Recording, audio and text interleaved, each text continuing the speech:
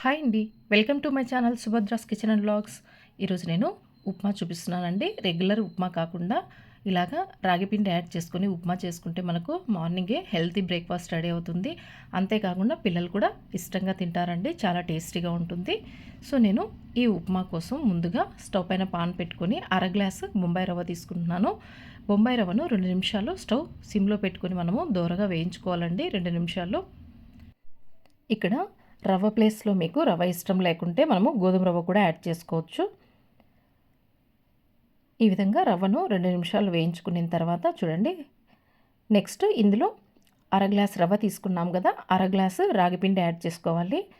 రాగిపిండి యాడ్ చేసుకొని మరో 2 నిమిషాలు దీన్ని సిమ్లో పెట్టుకొని వేయించుకోవాలండి. ఇక్కడ కావాల్సితే మనము రవ్వ అలాగే రాగిపిండి సపరేట్ వేయించుకోవచ్చండి.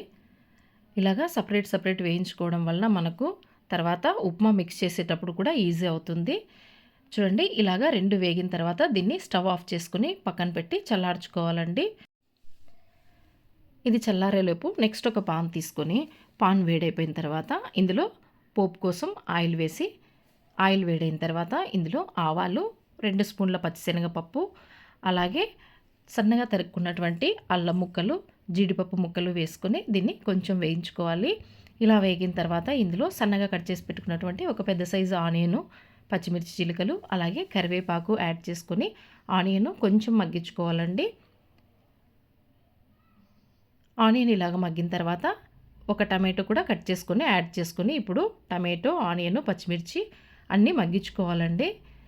చూడండి, ఇలాగా మనకు పోపు బాగా మగ్గిపోయిన తర్వాత ఇప్పుడు ఎసరికి తగ్గట్లు వాటర్ యాడ్ చేసుకోవాలి. ఇక్కడ నేను రవ్వ, రాగిపిండి కలిపి 1 గ్లాస్ తీసుకున్నాను కాబట్టి 1 గ్లాస్కి 3 గ్లాసుల వాటర్ యాడ్ చేసుకుంటున్నాను. కాల్స్తే మీరు కొంచెం ఇంకా లూజ్గా కావాలంటే 1 గ్లాస్ ఎక్కువ యాడ్ చేసుకోవచ్చండి. కానీ 1:3 పర్ఫెక్ట్గా సరిపోయింది. ఇప్పుడు సరిపడా ఉప్పు కూడా యాడ్ చేసుకుని ఎసరును మరిగించుకోవాలండి.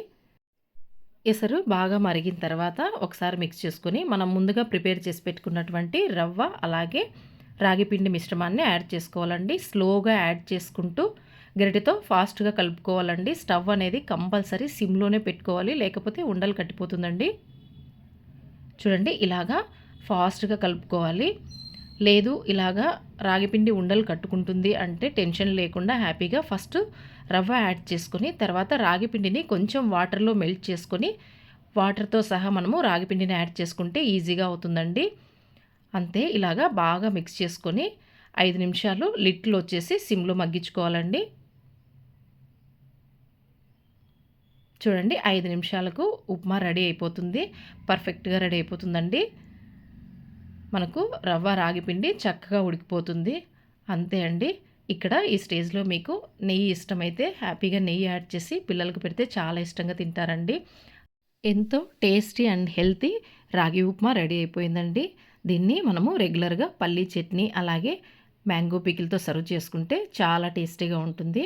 మరి ఈ వీడియో మీకు యూస్ఫుల్ అనిపిస్తే please like, share and subscribe my channel. Thanks for watching.